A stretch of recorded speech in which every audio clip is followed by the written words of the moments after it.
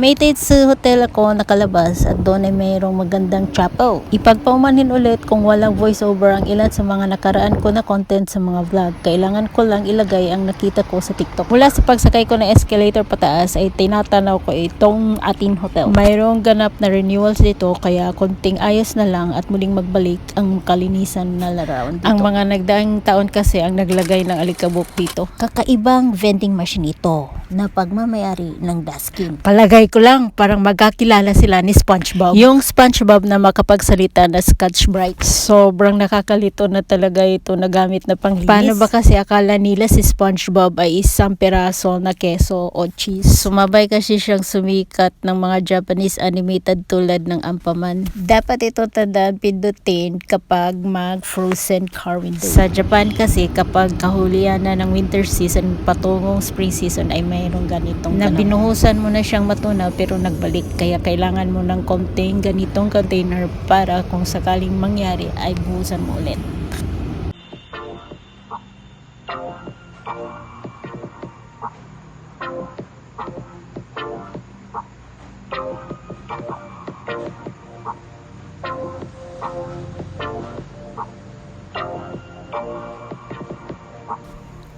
OOTD, Outfit of the Day.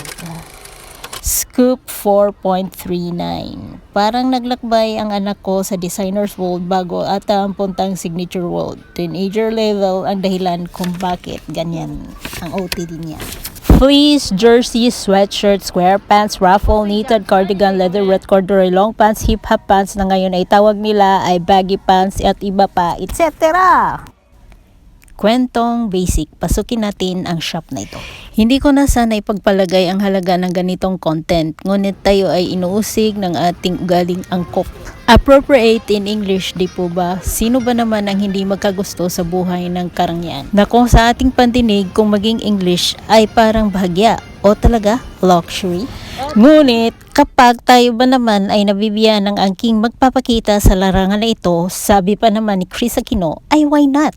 Chris Aquino lang kasi ang narinig ko noon na nagsasabing why not. Meron ba sa generation today ang nagsasabing why not? Sabagay, kung wala man, ay meron namang kasabihang libre naman ang mangarap. Sino ba naman tayo na mga person para humadlang? Kaya lang, nasa four season country tayo, nasa bansang Japan. Mapawaw ka pala na store dito kasi may fitting room. Hindi ko magets ang trend nila, Ninki in Japanese. Ano ba naman to? Kahit saang sulok ng mundo, meron talagang language barrier. Two-story building ito. Ang first story building ay tungkol sa grocery at may food court, then ang second story building ay ang tungkol sa sports goods. Sa second story building or second floor ay hinahanap namin ang bola ng kanyang softball tennis. Kinuhaan namin ang other side ng escalator pababa upang malaman nyo na may kalawakan ang parking lot nila. O diba, tignan nyo ang lawak. Hindi dito kailangan ang parking lot ticket. Problema lang dito ay hindi mo matatya kung kailan ka makapasok sa lugar na ito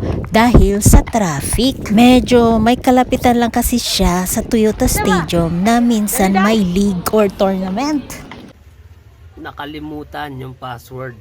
Ayan, sa may mga cellphone dyan na nakasalimutan yung password kagaya nito, subukan nyo itong gagawin natin. Wala namang mawawala kung susubukan nyo, diba? So simulan na natin ng power off. Kung wala po kayo ng charger, saksak yung charger, kailangan naka-charge. Pagsabayin po natin yung volume down at saka yung pagsalpak ng charger. 1, 2, 3, go, sabay.